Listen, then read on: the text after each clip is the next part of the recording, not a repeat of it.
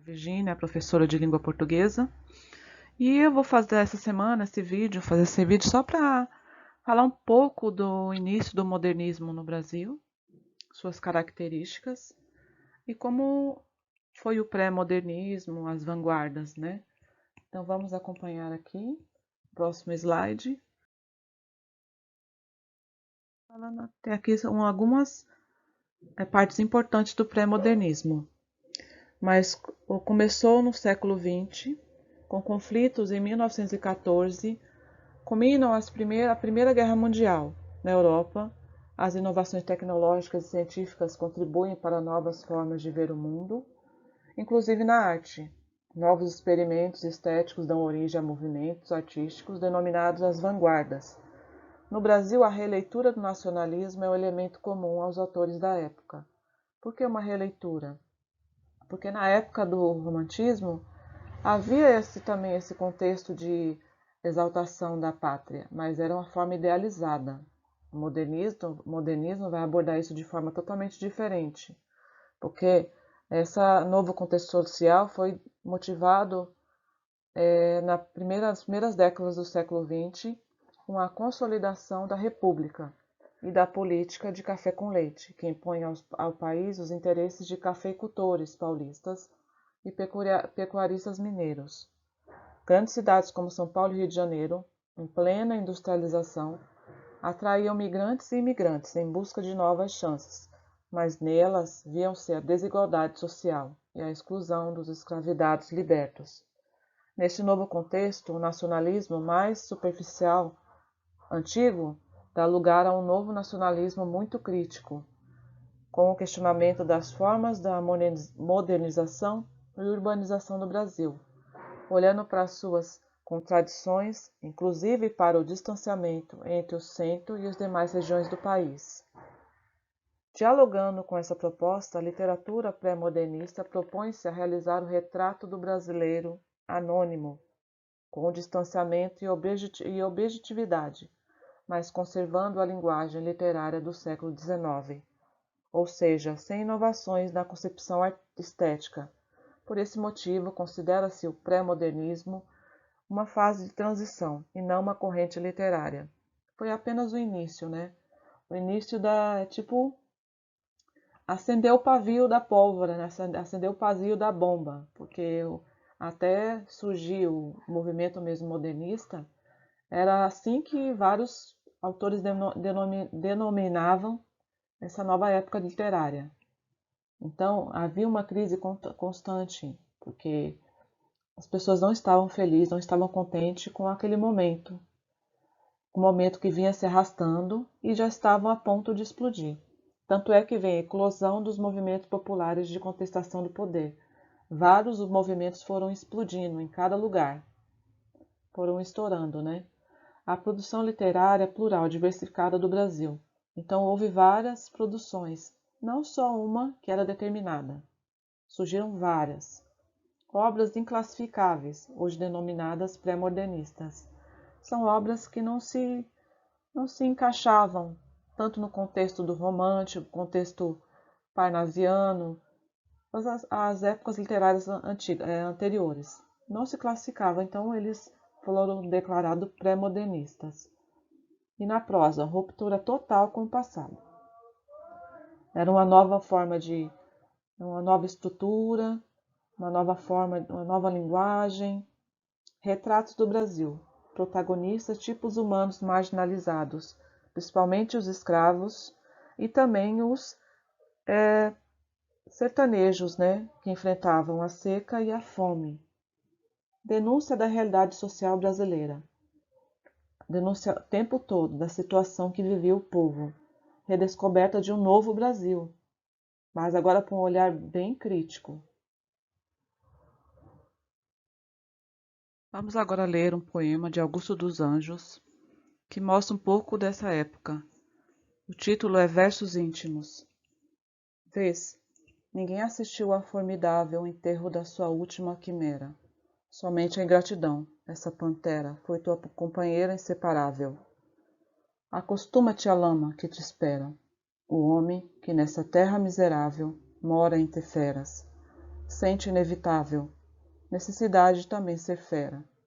Toma um fósforo, acende teu cigarro, o beijo, amigo, e a véspera do escarro. A mão que afaga é a mesma que apedreja. Se alguém causa ainda pena à tua chaga, apedreja essa mão vil que te afaga, escarra nessa boca que te beija. Versos Íntimos é um dos poemas mais celebrados de autoria de Augusto dos Anjos. Os versos expressam um sentimento de pessimismo e decepção em relação aos relacionamentos interpessoais. E também, esse poema transmite uma visão pessimista da vida. A linguagem usada pelo autor pode ser considerada uma crítica ao parnasianismo, movimento antecessor, movimento literário conhecido pela linguagem erudita, clássica e romantismo exagerado. Essa obra revela também a dualidade na vida do ser humano, indicando como tudo pode mudar, ou seja, as coisas boas podem se transformar rapidamente em coisas más. As vanguardas europeias representam um conjunto de movimentos artístico-culturais que ocorreram em diversos locais da Europa a partir do início do século XX. As vanguardas artísticas europeias que se destacaram foram expressionismo, cubismo, futurismo, dadaísmo e surrealismo. Juntos, esses movimentos influenciaram a arte moderna, desde pintura, arquitetura, literatura, cinema, teatro, música.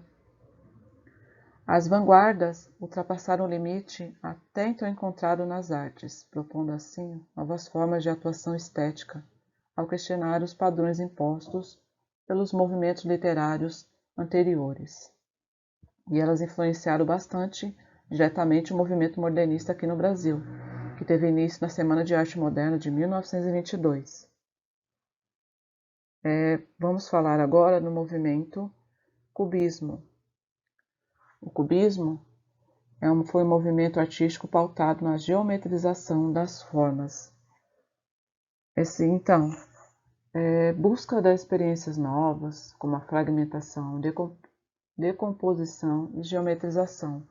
E o seu principal nome, do cubismo é o Pablo Picasso.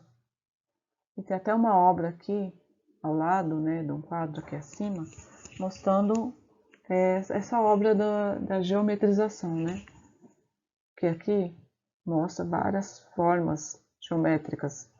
Também falar um pouco do cubismo é como se fosse uma quebra de um espelho, aquelas partes, cada parte era essa fragmentação, essa onda do cubismo buscava. Vamos falar do futurismo. Futurismo, a destruição do passado, a exaltação da guerra, da vida moderna, da máquina, da eletricidade e da velocidade.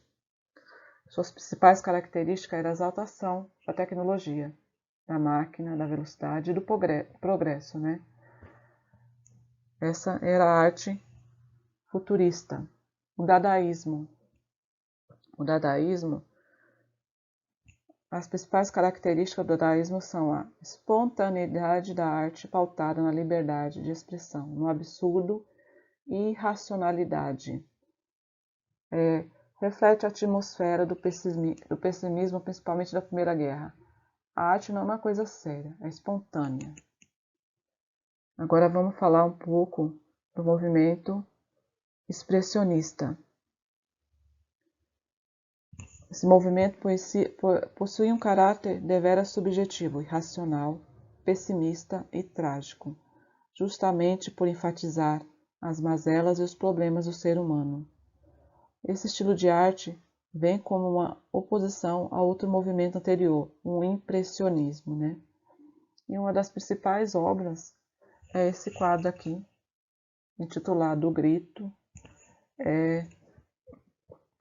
do autor norueguês Edvard Munch. Foi de 1893, uma das emblemáticas do pintor, que aborda muito assim essa vanguarda. E agora vamos falar do surrealismo, liberação do inconsciente, o uso de elementos do sonho e da imaginação, fluxo do mundo interior, sem preocupação com a lógica ou com a ordem ou com a razão. Porque se você vê na obra ao lado, né, tem uma casa em cima de uma pedra, em cima de um espaço. E quase como se fosse um sonho, né? Algo da imaginação, do subconsciente. E aqui vamos um breve resumo de todo o movimento do modernismo do Brasil. Mas nas próximas aulas, né, videoaulas, eu vou falar um pouco mais de cada movimento. Aqui só está um resumo bem prático, né? Que até estava no site do Brasil Escola. Modernismo no Brasil. Surgiu na Europa no início do século XX. Aí reformulou os parâmetros da arte para adequar-se ao contexto histórico. Teve nas vanguardas artísticas o auge da experimentação de formas e técnicas, porque começou tudo nas vanguardas, né? Até eclodir o movimento, né? Iniciou-se no Brasil, foi o pré, né? Na década de 1920, mas se iniciou mesmo com a Semana de Arte Moderna de 1922, pois possui 3 fases distintas no Brasil. Na primeira fase, aborda a construção de uma identidade nacional. Que a primeira fase é uma fase ainda de construção, né? Que está iniciando o movimento, né? Já na segunda fase, apresenta uma prosa realista e temas sociais, já vai aprofundando o conteúdo todo. E na terceira, abarcou a prosa de aspectos reflexivos e existencial, além de uma poesia vanguardista, na terceira fase, né? Então, esse foi um resumo, né, do modernismo no Brasil. E vocês quiserem aprofundar, tem um extenso material, tanto no YouTube como na internet, e também nos livros didáticos, que é muito importante a gente se aprofundar sobre esse tema. E agora vamos falar um pouco de Mário de Andrade, porque ele foi um dos autores desse período modernista no Brasil, com várias obras, incluindo esse poema que está na Caderno do Aluno. E vamos ler ele um pouquinho, que vocês depois vão ter que responder várias questões relacionadas a esse poema. Lundu, do escritor difícil. Eu sou um escritor difícil, que há muita gente esquisila. Porém, essa culpa é fácil de se acabar de uma vez. É só tirar a cortina, que entra luz nessa escurez. Cortina de brim caipora, com teia caranguejeira, enfeite ruim de caipira. Fala e fala, brasileira, que você enxerga bonito, tanta luz nesta capoeira, tal é qual, numa gupiara, misturo tudo num saco, mas gaúcho maranhense, que parar no Mato Grosso. Bate esse angu de caroço, ver sopa de caruru. A vida é mesmo um buraco. Bobo é quem não é tatu. Eu sou um escritor difícil, porém culpa de quem é. Tudo difícil é fácil. Basta a gente saber. Bagé, Piché, Chué, Ó, Xavier. De tão fácil virou fóssil. O difícil é aprender. Virtude de Urubutinga, de enxergar tudo de longe.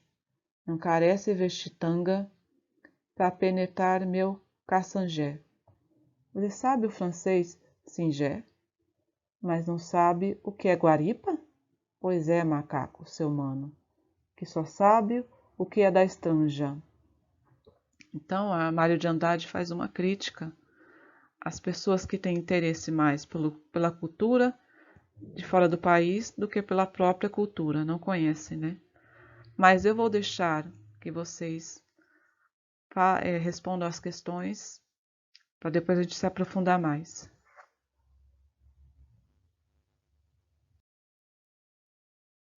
Então, aqui ficamos por aqui. Qualquer dúvida, é só entrar em contato.